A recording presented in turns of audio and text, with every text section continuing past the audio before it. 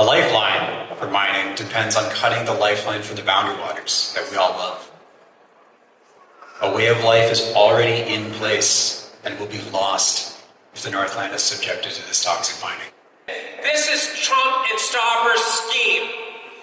Right here in my hands is House Joint Resolution 140. Who was right? Who was right? Deploying a never-before-used legislative maneuver, this scheme would strip protections and open up 225,000 acres of public lands, twin metals, copper nickel sulfide mine at the very edge of the boundary waters. Every single copper nickel sulfide mine has polluted. EPA calls it the most toxic industry in America. Mercury in the water, sulfuric acid runoff, toxins that poison wildlife, sulfates that kill wild rice, manure, an irreplaceable food source that is at the heart of Anishinaabe culture. They say we need this corrupt Chilean company for jobs. The truth, Antofagasta's Twin Metals mine would devastate Minnesota's outdoor recreation industry, which contributes over $13 billion annually to the economy and supports 96,000 jobs. These people work hard to make a life in this special place, and together we make it a community. There are those who use platitudes about a way of life. You guys heard that one yet? Yeah. But whose way of life do they refer to? Not mine. Or yours, for that matter, the Minnesotans, the Americans, the visitors from all over this earth who continue to visit every year, finding time for the quiet of their soul.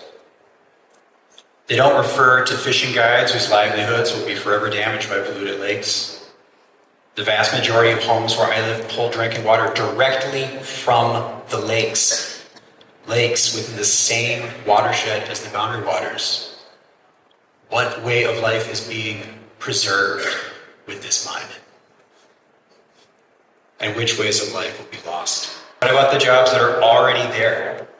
There are lodges and outfitters on the edge of the boundary waters that have stood and given their jobs, their taxes, their client business to their communities for over 100 years. And making the decision not to mine allows these people, their jobs, to continue to support their communities, the state of Minnesota and this earth into the future. Proposed copper sulfide mine outside the boundary waters. How would this benefit northern Minnesota? It wouldn't. There is less than 1% trace amount of metals in the rocks that they want to mine. Waste rock would create this sulfuric acid runoff and cause irreversible harm. This toxic runoff also contains mercury, arsenic, and lead, releasing harmful chemicals into the environment, which risks the health of humans, animals, and the overall ecosystem. And does this concentrate to one lake?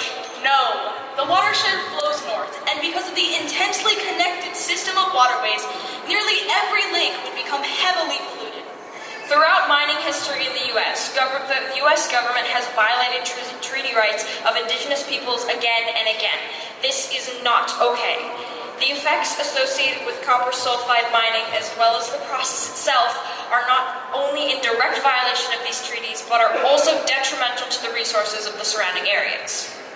Twin Metals Mining says that this proposed mine will provide jobs for many people, but most of those jobs would be temporary, dangerous, and would leave people unemployed in the long run. According to data compiled by Save the BWCA, 4,500 jobs directly rely on a healthy wilderness, along with $13.2 billion of the economy. Plus, 100% of copper mines experience spills or accidental releases. You heard it, there has literally never been a copper mine that hasn't leaked and damaged its surrounding ecosystem. So, after the mining is finished and the boundary waters have lost all their appeal, there will be even fewer jobs due to the tourism industry shutting down. Some might argue that the money made for Americans in the short term would be worth all these losses. However, according to more data compiled by Save the Boundary Waters, the Antofagasta metal concentrations would mainly benefit China and other Asian countries, not the United States. The metals would be shipped abroad and bought back on the world market, so the U.S. would be losing money.